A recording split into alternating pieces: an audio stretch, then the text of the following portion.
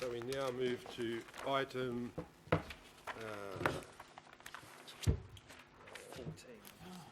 14. Sorry, no, 14. This is the... Thanks, George. Yeah, good on you. Thanks. What's the problem? Stop it. Just ignore her. She's being rude. Just ignore her. Right, animal management. Animal Management Annual Report, page 87.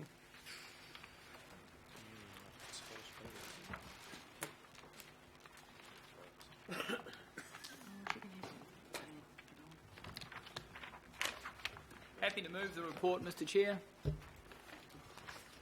Second. Been moved and second. Is there any questions or discussion? Councillor Casey. Just got to remind us. Yeah, it's an issue I think I've raised every year I've been on an Auckland Council, and that is that one of the concerns I have is the number of dogs we kill as a council.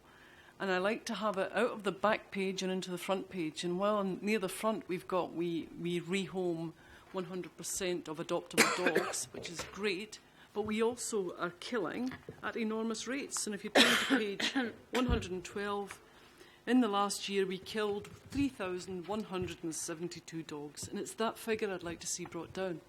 So these are dogs that are they're killed by virtue of deed or breed, but some are killed who just can't be adopted. But the adoption rate, 100%. So can I just ask about the 3,172? And most of those, of course, are in Manukau. Can we get some handle on how we're ever going to bring that figure down?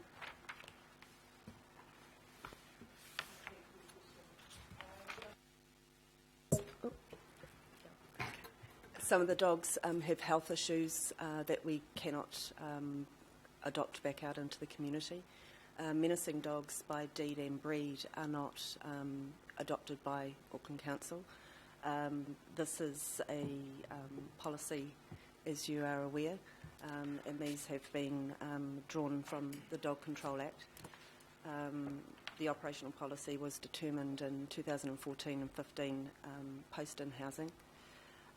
It's a consolidation of the legacy policies and a reaffirmation of a long-standing practice that is consistent nationwide. The operational policy is in the best interest of the community as a whole. The evidence of harm that menacing dogs have is in Auckland is overwhelming in our impounding and prosecution statistics.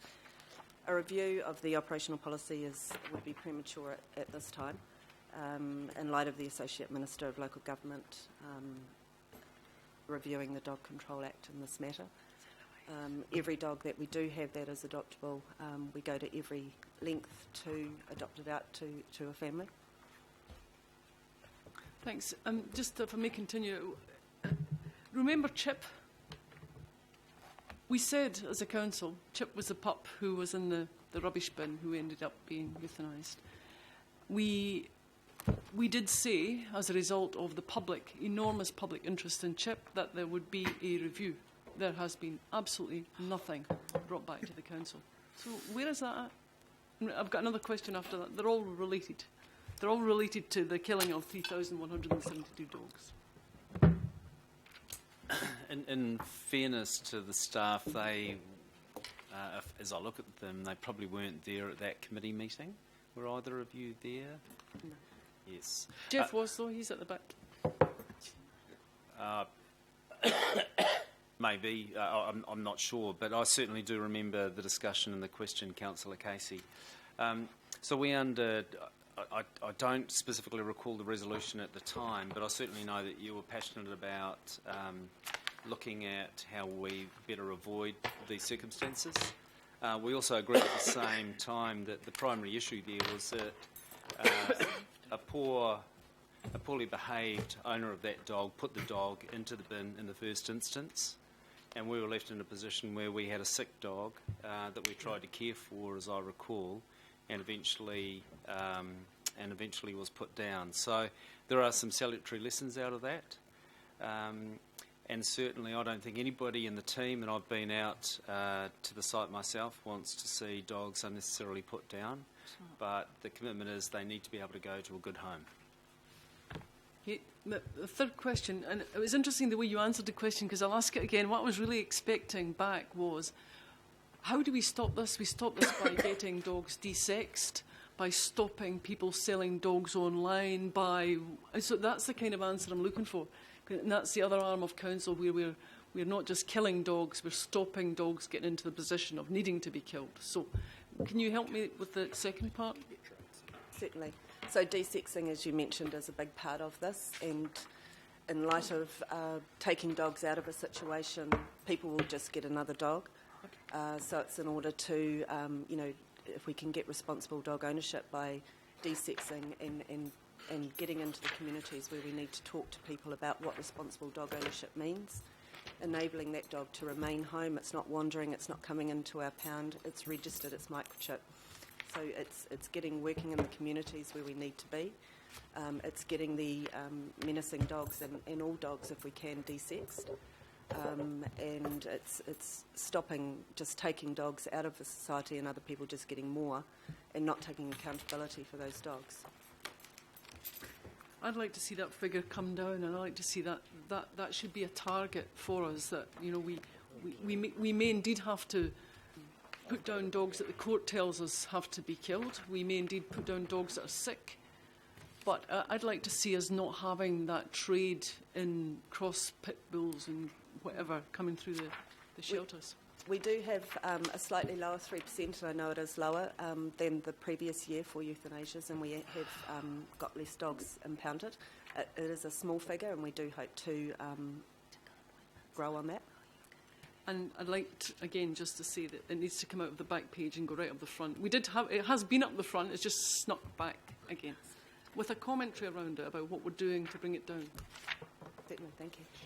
Thank you. Mr Wilcox. Yeah, I know this is done under the,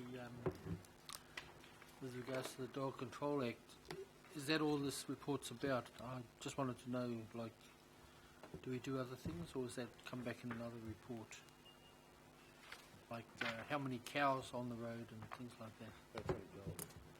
So the annual report is required under the Dog Control Act, and it does specify what we are to report on. And the stock as such does not come under the Dog Control Act, which is the reason why it's not in the annual report. But we would have statistics available for the Impounding Act as well. Thank you. Deputy Mayor. Thank you, Mr Chair. I'd like to add a C, and I know that we've had other opportunities to talk about Operation Phoenix and the work that's been done, but I'd like to add a formal C with your agreement, and I'm happy to give you the words, that the committee acknowledge the commitment and dedication of our animal management team during Operation Phoenix and commend them for the results achieved. I have to say that during the time of this council, we don't get a lot to necessarily feel that proud of, but listening to our team, to Jeff on television and radio talking about the work of our animal welfare teams, I must admit I felt incredibly proud of the work of this council. I know Councillor Casey's raised the issue of the euthanasing of the dogs that are deemed unadoptable or simply not well enough to adopt. And I know that we might feel upset about it, but we don't feel any halfway as upset as the team do who are actually working with those dogs and who are having to euthanize those dogs. And I think they deserve our respect for that. And finally, Mr Chair, as you know, we're all out on the streets putting pamphlet in people's letterboxes.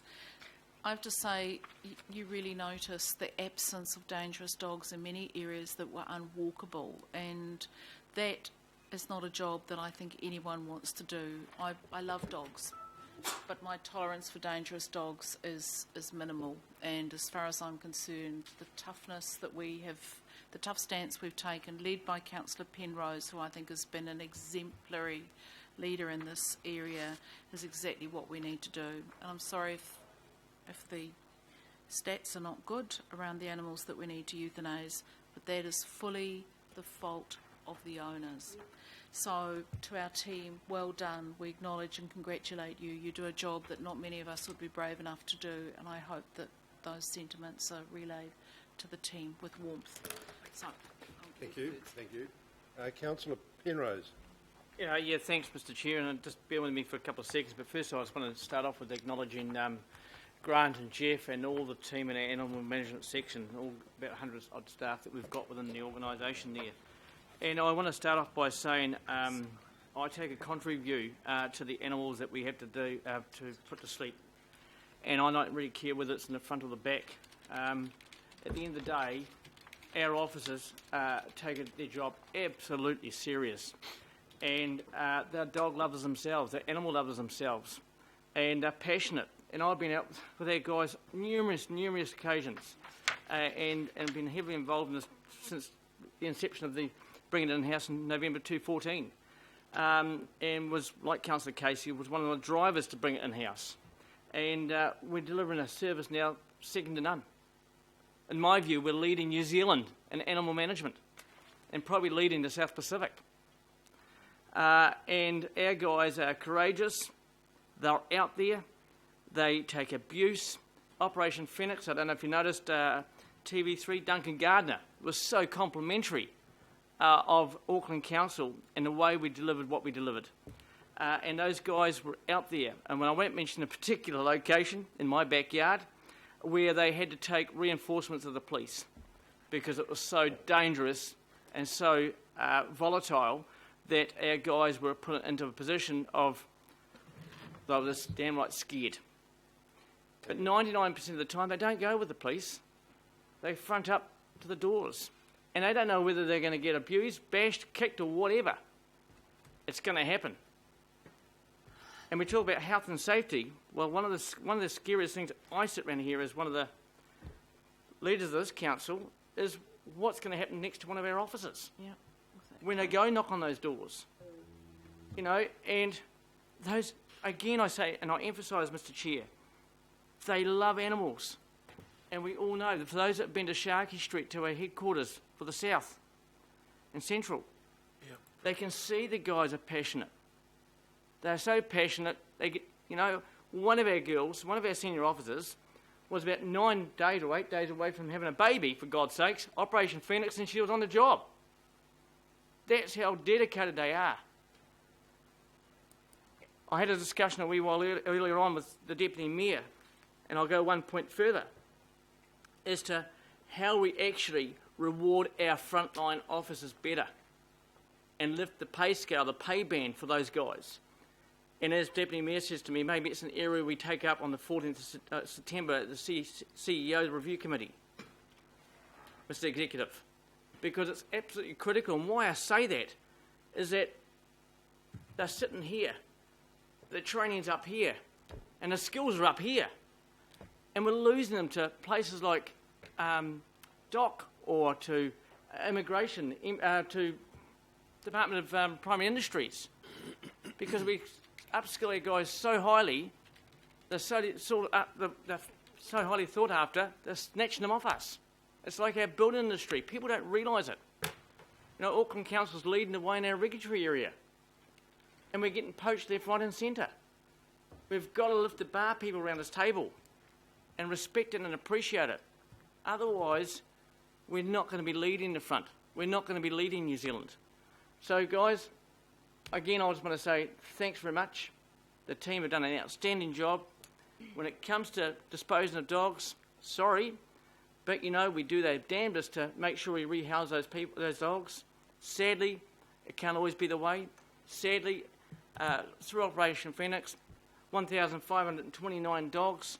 We're still up there left in dogs that, and I was out there again with our team on Friday, that totally were oblivious, totally ignored and totally didn't care about registering their dogs. And my wife said to me when we launched it, why are we rewarding good dog owners when we got 2 white Westies? And I said, well, not, but we have to make a difference. But the project is cost neutral. You know, the life of a dog, for argument's sake, in Auckland South is 3 to 5 years. We would never have had those dogs on the radar before, and now they are. And yes, up front, we've we've covered it, but the life of that dog, 3 to 5 years, will recoup that cost, so it'll be cost neutral to the people of Auckland. And touch wood, we won't have any more vicious bites that we've had across the region.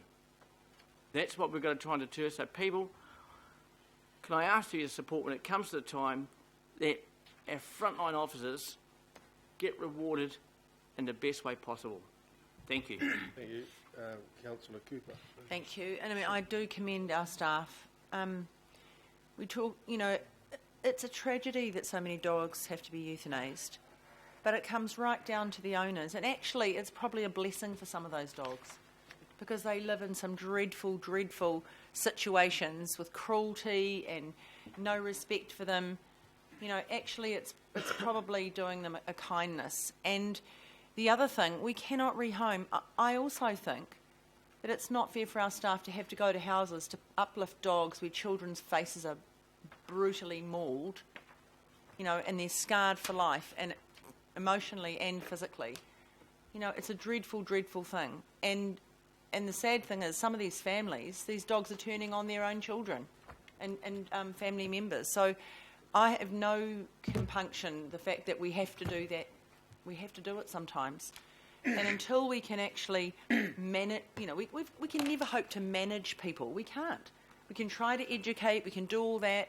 We can do lots of stuff at the top of the cliff, and we're doing it well. But in the end, some people will just continue to just get another dog. And, you know, so we've got to manage it somehow. It's not the best way to manage it, but if it stops one child or person being mauled or killed, because that's another outcome, I'd rather that happened. At least when someone dies of being mauled to death, it must be an absolutely horrific, painful death. And when euthanasia is done in a really humane way, and, you know, and it must be just awful to have to see that happen so often. But I'd much rather that we protected our community even from themselves, and that's what it comes down to sometimes. We have to protect people from themselves, from their poor decisions and their poor choices, unfortunately. And I wish we had a way to licence people before they could even get an animal, just like a gun licence, because it can be a lethal weapon against a small child. So I support the great work that the team are doing, and it is not an easy job. Thank you. Thank you, Councillor Stewart. Thank you. I think we all know the hard work that you all do, but I just a little story. My niece fostered a dog from out at Manukau, and it was having puppies. It had 8 puppies, and my niece Lisa, who I think you would have vetted very closely, once the puppies were born, the puppies were all adopted, and those 8 puppies are all Facebook friends. They all have play dates, and they even Skype each other.